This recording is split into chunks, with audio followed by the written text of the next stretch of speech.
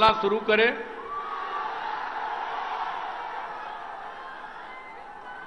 स्वाभिमान रैली की अध्यक्षता कर रहे बिहार प्रदेश जनता दल यू के अध्यक्ष और माननीय सांसद आदरणीय वशिष्ठ भाई, मंच पर विराजमान कांग्रेस की राष्ट्रीय अध्यक्ष आदरणीय सोनिया गांधी जी, राष्ट्रीय जनता दल के राष्ट्रीय अध्यक्ष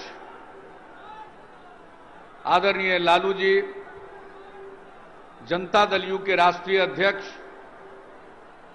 आदरणीय शरद जी, समाजवादी पार्टी के नेता और यूपी सरकार के माननीय मंत्री माननीय शिवपाल सिंह यादव जी, बिहार की पूर्व मुख्यमंत्री आदरणीय राबड़ी देवी जी,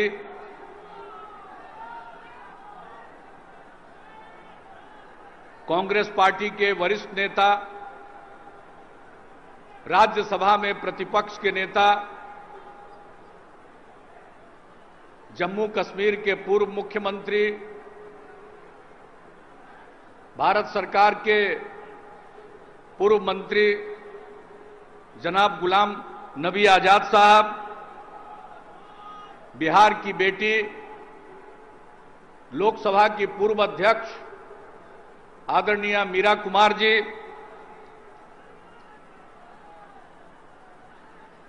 कांग्रेस पार्टी के वरिष्ठ नेता श्री सीपी जोशी जी, राष्ट्रीय जनता दल के प्रदेश अध्यक्ष श्री रामचंद्र पूर्वे जी, प्रदेश कांग्रेस कमेटी के अध्यक्ष श्री अशोक चौधरी जी, मंच पर विराजमान समाजवादी पार्टी के प्रदेश अध्यक्ष श्री रामचंद्र यादव जी, यहां उपस्थित सभी माननीय मंत्रीगण, सांसदगण, विधायकगण, विधान पार्षदगण, महागठबंधन के चारों घटक दलों के यहां उपस्थित सभी सम्मानित नेतागण,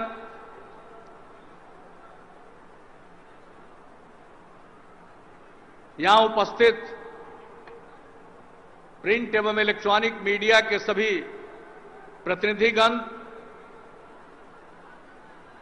इस रैली में मौजूद बहनों और भाइयों,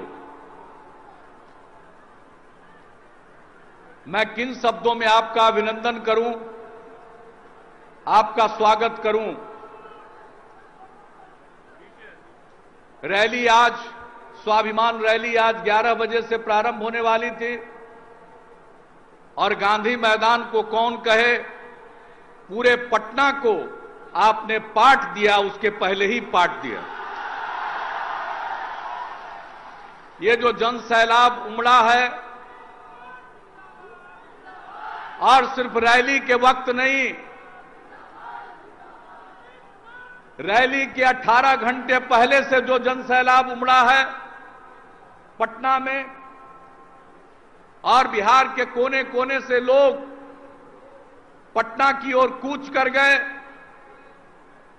उसने साबित कर दिया कि दुनिया की कोई ताकत अगर हमारे स्वाभिमान को ललकारेगी तो हम उसी तरह से उसका उत्तर देंगे। आज ये आपकी हाजिरी, ये आपकी उपस्थिति इस बात का परिचायक है, जनता की शक्ति के सामने कोई कितना शक्तिशाली भी क्यों न हो, वह टिक नहीं सकता है। और आज स्वाभिमान रैली है, और आज ही के दिन देश के प्रधानमंत्री को झुकना पड़ा है। ये जो किसान विरोधी भूमि अधिग्रहण अध्यादेश लाया था, 3 बार उसको जारी किया, संसद में समर्थन नहीं मिला, देश की जनता ने इसको नकारा और आज थक कर लोगों के सामने झुकना पड़ा और प्रधानमंत्री जी को अपने कदम वापस लेने पड़े हैं। ये खुशी का दिन है। चले थे बिहार को ललकारने, आज घुटना टेकना पड़ा। ये देश के लोगों की सबसे बड़ी जीत है। ये जो भूमि अधिग्रहण के लिए कानून 2013 में बना था, वह बहुत ही प्रगतिशील कानून था। सभी पार्टियों ने उसका समर्थन दिया था, जिसमें भाजपा भी शामिल थी। लेकिन यहां सत्ता में आने के बाद आपने उस कानून को कमजोर करने की कोशिश की। किसानों की बिना सहमति के उनकी जमीन छीनने के लिए आपने संशोधन लाने का दुष्प्रयास किया।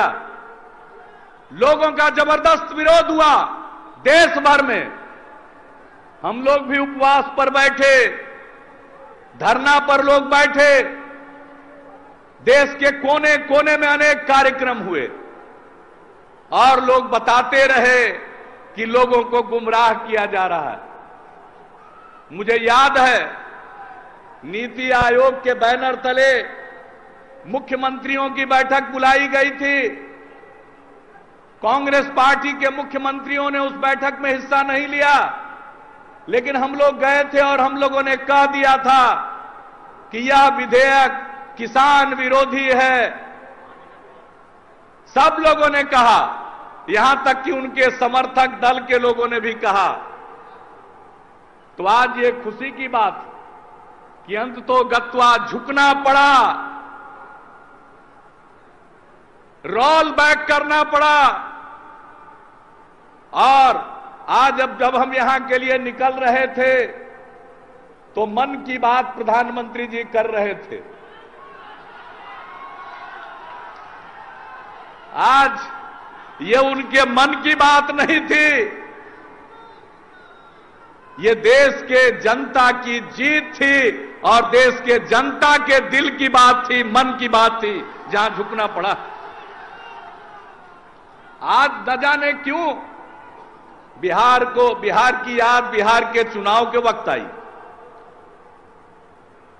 बिहार में भी भाजपा को जबरदस्त समर्थन मिला। लोकसभा के चुनाव में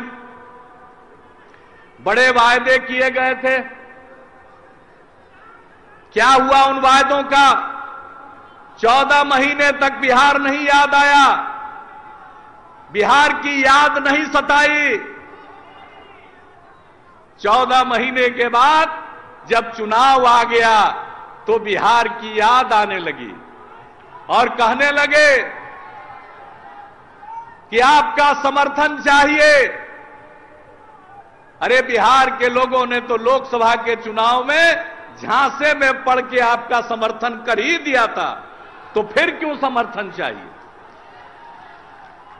जो जो वायदे किए, कोई वायदा पूरा नहीं हुआ।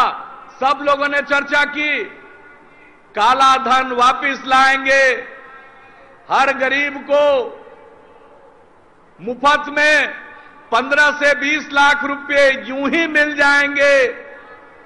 लोगों के मन में लड्डू फूटने लगे। क्या फर्क पड़ता है, एक बार फूल का ही बटन दबा दो, 15-20 लाख रुपया तो मिल जाएगा। मिली एक पाई नहीं।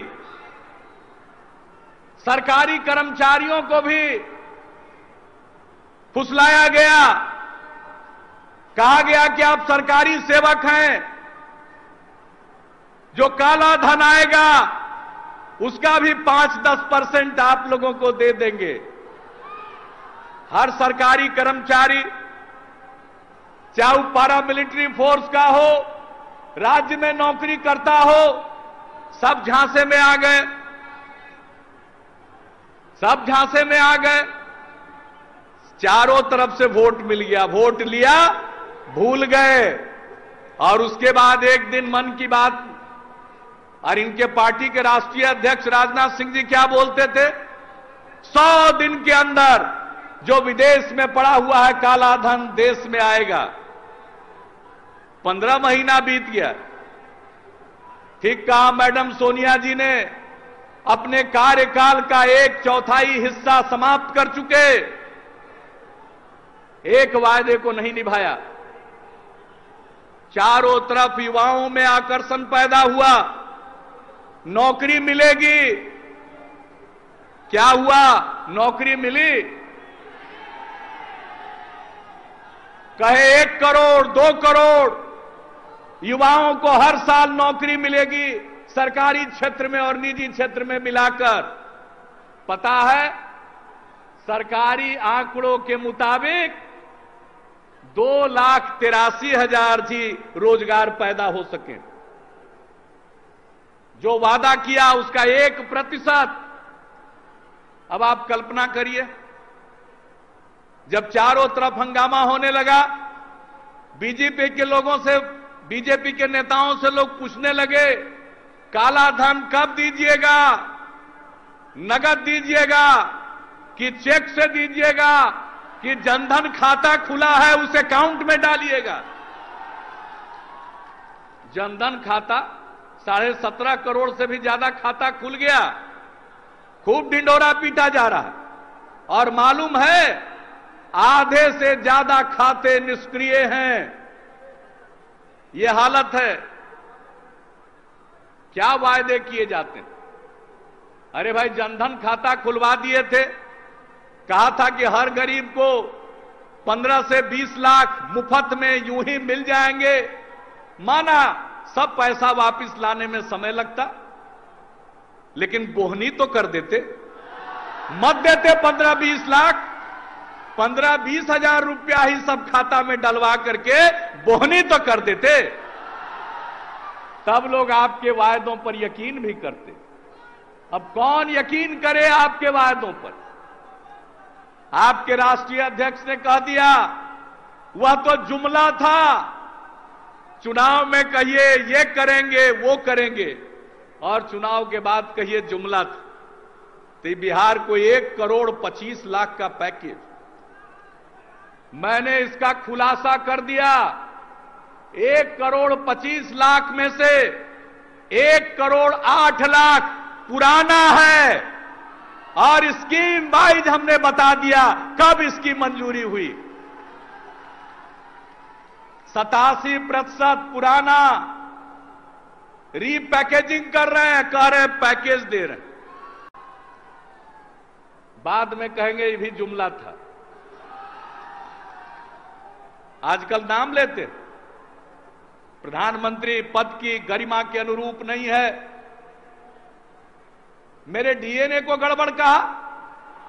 मैं कौन हूं? मैं आपका हूं, आपका प्रतिनिधित्व करता हूं। कहा डीएनए गड़बड़ है। आज बिहार के लोग अपना अपना बाल और नाखून काट करके डीएनए जांच के लिए अपना सैंपल इकट्ठा कर रहे हैं और हमको बताया है कि कल से प्रधानमंत्री जी के कार्यालय में डीएनए टेस्ट के लिए सैंपल भेजा जाना शुरू हो जाएगा कि जांच करा दीजिए।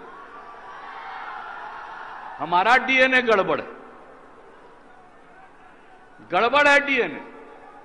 अरे जो बिहार का इतिहास है वो सिर्फ देश का इतिहास नहीं है, कई मायनों में मानव सभ्यता का इतिहास है और हमारा डीएनए गड़बड़। भगवान बुद्ध को ज्ञान प्राप्त कराने वाली धरती, भगवान महावीर की धरती, किनकी धरती? गुरु गोविंद सिंह का जन्म स्थान। चाणक्य ने यहां से अर्थशास्त्र लिखा, आर्यभट्ट ने खगोल विद्या की रचना की, दुनिया को शून्य दिया। ये वो बिहार है और इसका डीएनए खराब, डीएनए खराब। हमारा डीएनए वही है जो हर बिहारी का डीएनए है, हमारा कोई अलग से डीएनए नहीं है। ये वही बिहार है। जब यूरोप के लोग जंगलों में भटक रहे थे, दुनिया के लोग नालंदा में ज्ञान प्राप्त करने के लिए आ रहे थे। नालंदा विश्वविद्यालय, विक्रमशिला विश्वविद्यालय यही था। हमारा डीएनए गड़बड़। दुनिया को ज्ञान देने वाली जगह में पैदा हुआ व्यक्ति का डीएनए गड़बड़ है। इस प्रकार की भाषा चंद्रगुप्त मौर्य उन्होंने यहीं से शासन किया। सम्राट अशोक यहीं के थे। आज जो देश के तिरंगा में चक्र है वो किसका है? इसी पाटलिपुत्र से निकला था। और कहते हो मेरा डीएनए खराब है। अरे मेरा डीएनए तो वही है जो बिहार की माटी का है। वीर कुंवर सिंह की धरती। बापू ने चंपारण सत्याग्रह का नेतृत्व किया। आजादी की लड़ाई एक जन आंदोलन में परिणत हुई। यहीं के राजेंद्र बाबू, यहीं के बाबू जगजीवन राम, यहां के जेपी ने, जो 1942 के क्रांति के नायक थे, भारत छोड़ो आंदोलन के बाद बापू समेत तमाम कांग्रेस के शीर्ष नेता जेलों में बंद कर दिए गए थे। जेपी जेल तोड़कर बाहर निकले और लोहिया जी और अन्य अपने साथियों के साथ मिलकर भूमिगत आंदोलन चलाया, भारत छोड़ो आंदोलन। वो जेपी जिन्होंने इसी गांधी मैदान से संपूर्ण क्रांति का आह्वान किया था, ये उनकी धरती है। मेरा डीएनए गड़बड़ है। इसी बिहार ने देश को पहला राष्ट्रपति दिया, हमारा डीएनए गड़बड़। अब ये चुनौती दी है बिहार के लोगों को, हमारे स्वाभिमान को ललकारा है। वो मुझको कहते हैं अहंकारी है।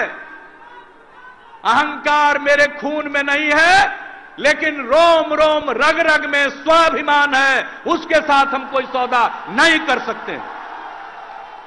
हम लोग स्वाभिमानी, गरीब हो सकते हैं। मैं तो एक स्वतंत्रता सेनानी के परिवार में पैदा हुआ।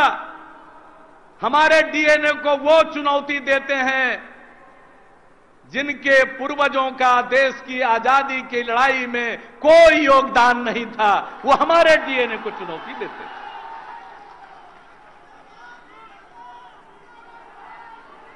हम लोगों ने, लालू जी भी यहां बैठे हैं, शरद जी भी बैठे हैं, हम लोगों ने जेपी के चरणों में बैठकर लोकतंत्र का पाठ सीखा है और कहते हो तुम्हारा डीएनए गड़बड़ है। जो मन में आए बोलेंगे। ये लालू जी को देखते ही कहते जंगल राज आएगा, जंगल राज आएगा।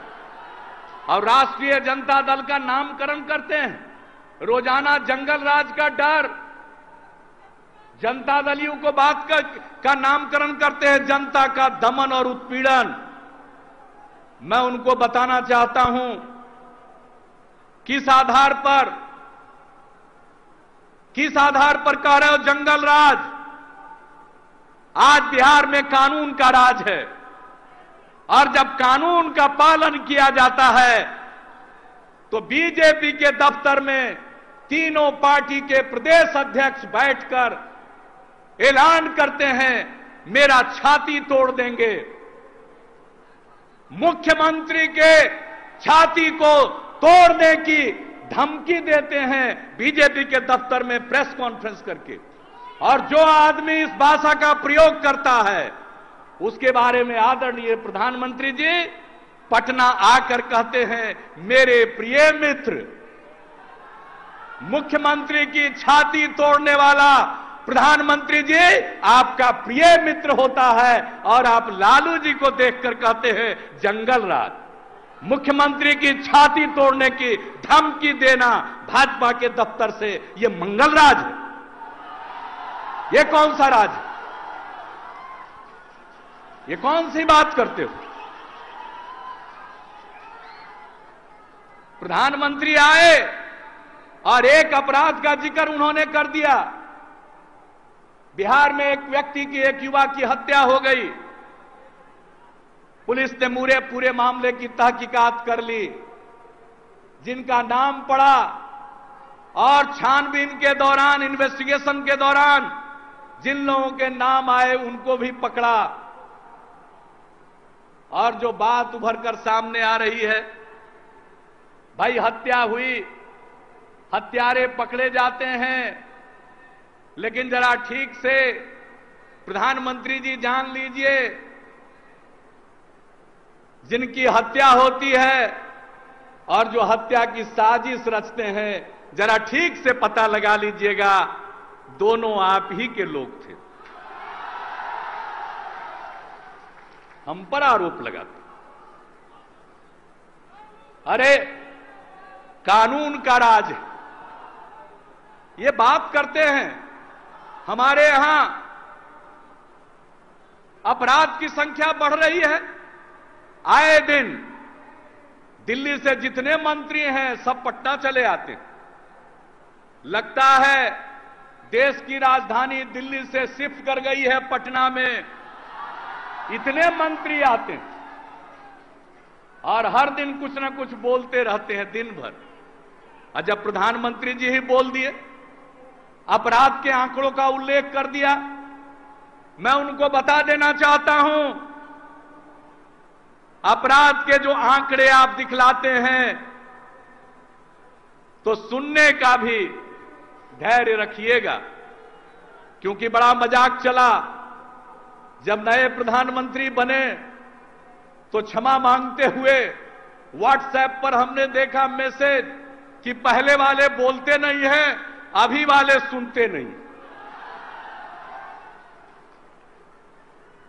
पहले वाले कम बोलते थे, आदत थी उनकी कम बोलने की। ये आए हैं सिर्फ बोलते ही रहते हैं, किसी का सुनते ही नहीं। तो आज हम सुनाना चाहते हैं, जरा अपराध के दर के बारे में उनको सुनाना चाहते हैं, क्योंकि यही तो आरोप लगाते हैं और लालू जी को दिखाकर कहते हैं जंगल राज आ रहा है। अरे कोई जंगल राज नहीं आ रहा है, गरीब गुरबा जग गया है, अब आपकी दाल नहीं गलने वाली है।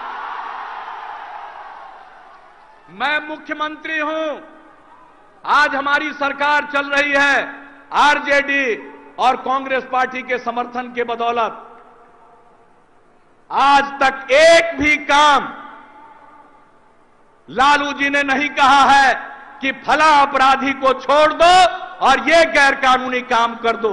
जब उन्होंने किसी को कानून के खिलाफ कोई सिफारिश ही नहीं की, तो इस प्रकार का आरोप लगाना, इससे बढ़कर के कोई दूसरी बेईमानी नहीं हो सकती है। मैं पूरी जवाबदेही के साथ कह रहा हूं इस बात को। मेरा तजुर्बा है, इसलिए बिहार की जनता चैन से रहे, निश्चिंत रहे। जंगल राज आ गया। कौन आदमी जिस समय जरूरत पड़ती है घर से बाहर काम के लिए नहीं निकल रहा, महिलाएं शाम में नहीं निकल रही हैं, है कोई ऐसा उदाहरण? कोई उदाहरण नहीं। लेकिन एक झूठ का प्रचार, ये सब हिटलर के प्रचार मंत्री गोएबल्स के अनुयायी हैं, जिसका सिद्धांत था एक झूठ को बार बार दोहराओ, सच का रूप धारण कर लेगा। रोज झूठ बोल रहे, अपराध बढ़ रहा है, अपराध बढ़ रहा है। अरे कहां बढ़ रहा है अपराध? अपराध तो सब जगह होते हैं, लेकिन अपराध कहां ज्यादा कहां कम हो रहे हैं, इसको मापने का कोई मापदंड होगा। 1 लाख की आबादी पर 1 लाख की आबादी पर कितने अपराध हो रहे हैं देश भर में औसतन, दूसरे राज्यों में और बिहार में कितने?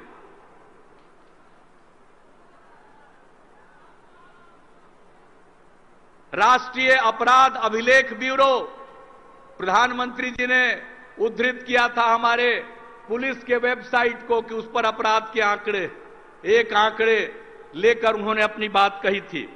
मैं भारत सरकार का जो राष्ट्रीय अपराध अभिलेख ब्यूरो है, 2014 के जो आंकड़े प्रकाशित हैं, जिसमें कुल संज्ञेय अपराधों का राष्ट्रीय औसत दर यानी कुल संज्ञेय अपराध प्रति लाख जनसंख्या 229.2 है।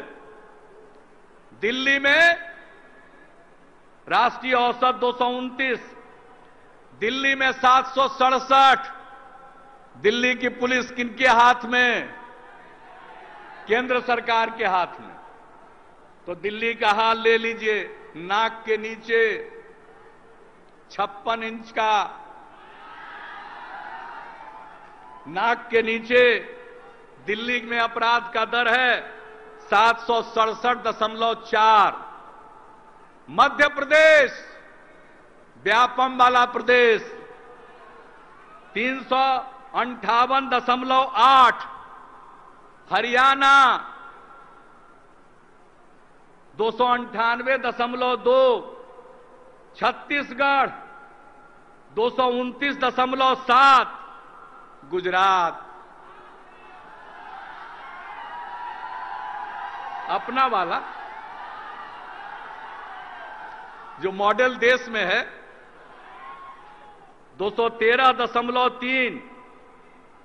महाराष्ट्र 212.3 और बिहार का नंबर 22वें पर है, यहां है 174.2। अरे बताइए भाजपा के लोगों, 1 लाख की आबादी पर अपराध दर जिसका राष्ट्रीय औसत 229 है, बिहार का नंबर 22वां 174 है। ये जंगल राज है। तो आपका महाराष्ट्र, गुजरात, छत्तीसगढ़, हरियाणा, मध्य प्रदेश और दिल्ली क्या है?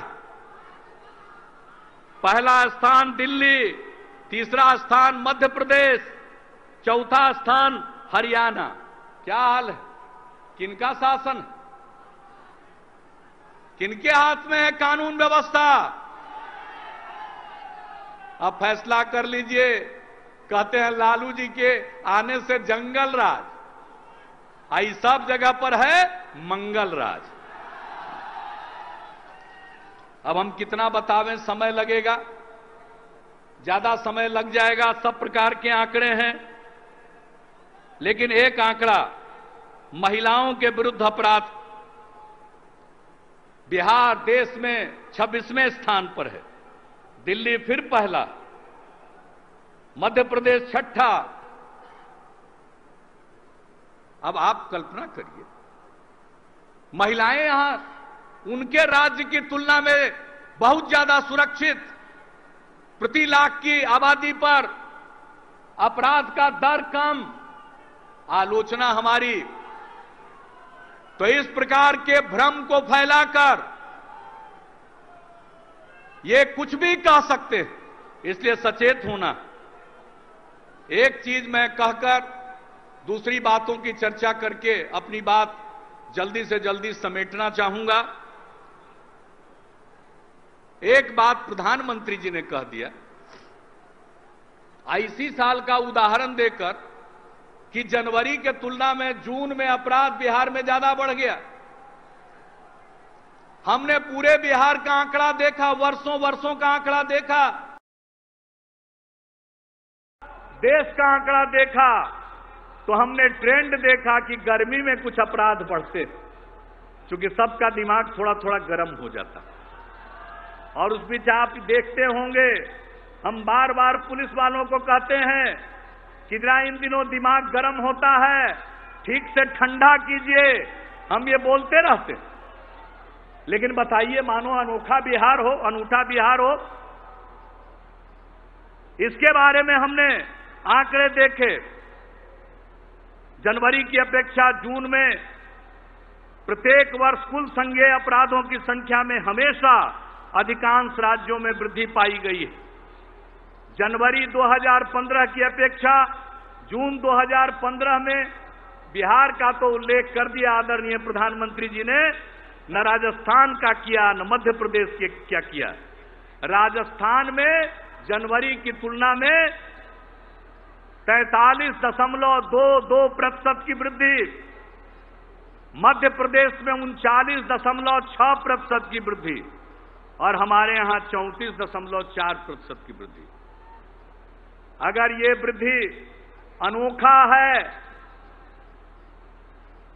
तब आप किस प्रकार से व्याख्या कीजिएगा, सफाई दीजिएगा राजस्थान के 43% वृद्धि को और मध्य प्रदेश के 39% के वृद्धि को? तो इनके पास कोई तर्क नहीं है, तथ्य नहीं। ये कुछ भी कह सकते हैं चुनाव में, इनकी कोई मर्यादा नहीं। चुनाव के बाद भूल जाएंगे, इसलिए इनके पैकेज का भंडाफोड़ कर दिया। अरे भाई, आए थे चुनाव में तो आपने विशेष राज्य के दर्जा का भी वादा किया था, अब मुकर क्यों रहे हैं? और विशेष राज्य के दर्जा में हमने बताया 1,25,000 करोड़ में से 1,08,000 करोड़ पुराना है, आपका इसमें कोई योगदान नहीं। पैकेज कैसे हो सकता? ये तो वही बात हुई जैसे जाली नोट, देखने में तो नोट जैसा लगता है लेकिन बाजार में उसकी कोई कीमत नहीं होती है।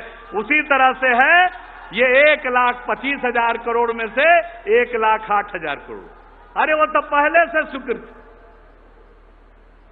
इसलिए ये लोगों को झांसा देना चाहते। जवाब नहीं चल रहा, जवाब नहीं चल रहा। इसलिए आप सबसे यही अपील है कि इनके वायदों पर यकीन नहीं। बिहार तरक्की कर रहा, सालाना विकास दर औसतन 10% है, हम आगे बढ़ रहे हैं, लेकिन राष्ट्रीय औसत तक पहुंचने में अगर यह रफ्तार भी कायम रही तो 25 से 30 साल लगेगा।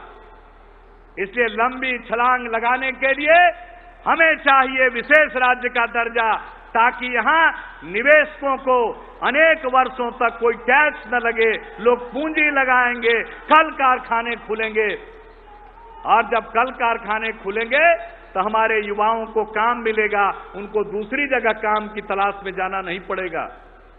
मैं आपको विश्वास दिलाता हूं, आपके सहयोग से, समाज के हर तबके के सहयोग से, चाहे हिंदू हो या मुस्लिम, सिख हो या ईसाई, जैन हो या बौद्ध या पारसी, किसी धर्म मजहब के मानने वाले लोग हों, ऊंची जात के लोग हों, पिछड़े वर्ग के लोग हों, अति पिछड़े वर्ग के लोग हों, दलित समाज के हों, महादलित समाज के हों, स्त्री हो या पुरुष, सबके सहयोग से बिहार आगे बढ़ रहा है। आपका आशीर्वाद रहेगा, यह बिहार नई ऊंचाइयों को प्राप्त करेगा। हमारे लोग नौकरी और रोजगार की तलाश में बाहर नहीं जाएंगे, बाहर के लोग रोजगार की तलाश में बिहार आएंगे। वैसा बिहार बनेगा, जरूर बनेगा। और इसलिए हमने कहा है कि जो काम चल रहा है, चाहे कृषि रोड मैप का हो, कौशल विकास का हो, मिशन मानव विकास का हो, चाहे बुनियादी ढांचे के विकास का हो, बिजली हो, सड़क हो, पानी हो, स्वास्थ्य हो, शिक्षा हो, जो काम चल रहे हैं वो चलते रहेंगे। उसके अलावे हमने तय किया है कि उसके अलावे जो हम काम कर रहे हैं, हर लड़के को जो 12वीं कक्षा के बाद पढ़ना चाहेगा उसको स्टूडेंट क्रेडिट कार्ड मिलेगा, किसी बैंक से 4 लाख रुपए तक का ऋण ले सकता है आगे की पढ़ाई के लिए। और उसमें राज्य सरकार की तरफ से ब्याज में सब्सिडी दी जाएगी 3% की। यही नहीं, उसको आगे पढ़ने के लिए, आगे बढ़ने के लिए अगर कोई आदमी कहीं रोजगार तलाशना चाहता तो उनके मां बाप को इतना पैसा नहीं है कि रोजगार तलाशने के लिए उसको ट्रेन का भाड़ा, बस का भाड़ा, वहां रहने का, खाने का पैसा दे। इसलिए हम लोग देंगे स्वयं सहायता भत्ता। रोजगार तलाशने के लिए कोई जाएगा 20 से 25 वर्ष की उम्र, कोई कौशल सीखना चाहेगा उसको कौशल सिखाएंगे, कोई उद्यम करना चाहेगा अपने पैरों पर खड़ा होने के लिए उसके लिए 500 करोड़ रुपए का वेंचर कैपिटल फंड होगा। हर कॉलेज और यूनिवर्सिटी को मुफ्त वाईफाई से जोड़ दिया जाएगा। तो ये सब काम युवाओं के लिए हम लोग करेंगे। महिलाओं को आज पुलिस की नौकरी में 35% आरक्षण दिया है हम लोगों ने। सभी प्रकार की सरकारी नौकरियों में 35% आरक्षण महिलाओं को दिया जाएगा। आज हर घर को नल का पानी मयस्सर नहीं है। बिहार में 4% लोगों को नल का पानी मयस्सर है। यकीन मानिए, मौका दीजिए, अगले 5 साल में बिहार के हर घर में नल का पानी पहुंचा देंगे। 2016 तक बिहार के हर गांव और बसावट में बिजली पहुंच जाएगी। लेकिन उसके बाद सरकार के खर्चे से हर घर को बिजली का कनेक्शन हम लोग दे देंगे, ताकि हर घर रोशन हो, चाहे बिजली हो। आज गांव तक सड़क बन रही है, लेकिन गांव की गलियों में कीचड़ है, गांव में नाली नहीं है। यकीन मानिए, हर बसावट में पक्की गली और नाली का निर्माण हम लोग करा देंगे, ताकि जैसे बाहर से आके गांव तक आपका पैर गंदा नहीं होता है, घर के दरवाजे तक उसी प्रकार से पहुंच जाइए।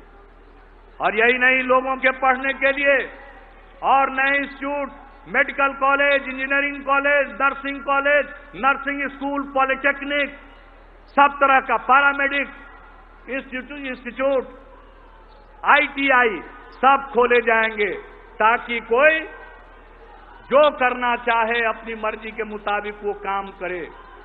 और जो काम चल रहा है उसके अलावे 5 साल में ये काम करेंगे। अनुमान लगाया है 2,70,000 करोड़ रुपए खर्च आएंगे। खर्च का इंतजाम होगा। कह रहे पैसा कहां से आएगा? अरे मन और इरादा अगर मजबूत होता है तो पैसे का भी प्रबंध होता है। बिहार आगे बढ़ रहा है, हमारी अपनी आमदनी बढ़ रही है, हमारी कर्ज लेने की सीमा बढ़ रही है, सब कुछ हो रहा, हमारा अपना रिसोर्सेज बढ़ रहा। हम ये सब काम हम लोग करेंगे। और हम लोग जो कहते हैं उसको करते हैं, उनकी तरह नहीं कि जो कह दिया मुकर गए, बाद में उसको जुमला घोषित कर दिया। ये हमारी आदत नहीं। जान चली जाए उसकी परवाह नहीं, लेकिन वचन फेल नहीं करना चाहिए, वचन भंग नहीं होना चाहिए। ये हमारा संकल्प। इन लोगों को गुस्सा आता है हम पर। गुस्सा कीजिए, जितना मर्जी उतना गुस्सा कीजिए, हमको गुस्सा नहीं आता है। हम तो काम में यकीन करते हैं और काम करते रहेंगे। हमारा DNA काम करने वाला है, जुबान चलाने वाला नहीं है। हम तो काम करते हैं, काम करने में यकीन है। आपका आशीर्वाद, आपका सहयोग, आपका समर्थन चाहिए, सबका प्यार चाहिए। हम लोग मिलजुल कर महागठबंधन की सरकार बनाएंगे, बिहार को नई ऊंचाइयों पर पहुंचाएंगे। बिहारी कहलाना कभी भी अपमान नहीं, बिहारी कहलाना शान का विषय होगा। उस प्रकार का बिहार बन रहा है, आगे बनेगा। इन्हीं शब्दों के साथ आप सबका एक बार फिर अभिनंदन। आप सबको बहुत बहुत धन्यवाद, जो इतनी भारी संख्या में आप उमड़कर यहां पर आए हैं। इसी तेवर को बनाए रखिएगा। और एक बात हम आखिर में कह देना चाहते हैं कि अब इनको भी मालूम हो गया कि अब इनकी दाल नहीं गलेगी प्रचार से, इसलिए अब गंभीरता पूर्वक सोच रहे हैं कि झगड़ा कराओ मजहब के आधार पर, जात के आधार पर। मैं एक ही बात कहूंगा, ये छोटी छोटी जगहों पर झगड़ा कराएंगे, समाज में भी द्वेष फैलाएंगे। आप संकल्प ले लीजिए कि इनके बहकावे में नहीं आएंगे, एकजुट रहेंगे, समाज में सद्भाव बनाकर रखेंगे, एकता और भाईचारा बनाकर रखेंगे। अगर प्रेम, सद्भाव, भाईचारा का माहौल बना रहा तो इनकी दाल नहीं गलेगी। इनका हश्र वही होगा जो दिल्ली में हुआ था। तो इस संकल्प लेते हैं कि नहीं, किसी भी तरह से कोई झगड़ा होने नहीं देंगे, जान की बाजी लगा देंगे, लेकिन प्रेम और सद्भाव के माहौल को बरकरार रखेंगे। आप सहमत हैं? दोनों हाथ उठाकर संकल्प लीजिए।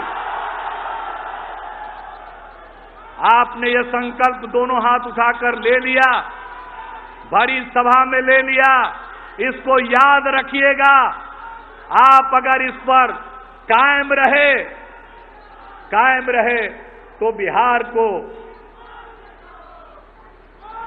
लोग अपनी मर्जी से नहीं ढाल सकते हैं। बिहार का अपना मिजाज है। बिहार आगे बढ़ रहा है बिहारियों के बल पर। दूसरे की कृपा और मेहरबानी पर बिहार आगे नहीं बढ़ रहा। हम आगे बढ़ेंगे, अपने बलबूते पर बढ़ेंगे, तरक्की करेंगे और देश की प्रगति में अपना योगदान देंगे। इन्हीं शब्दों के साथ आप सबको बहुत बहुत धन्यवाद। और यहां पर सब माननीय सोनिया जी आई, सभी नेता आए, उन सब लोगों का मैं अभिनंदन करता हूं और अपनी बात यही समाप्त करता हूं। बहुत बहुत धन्यवाद।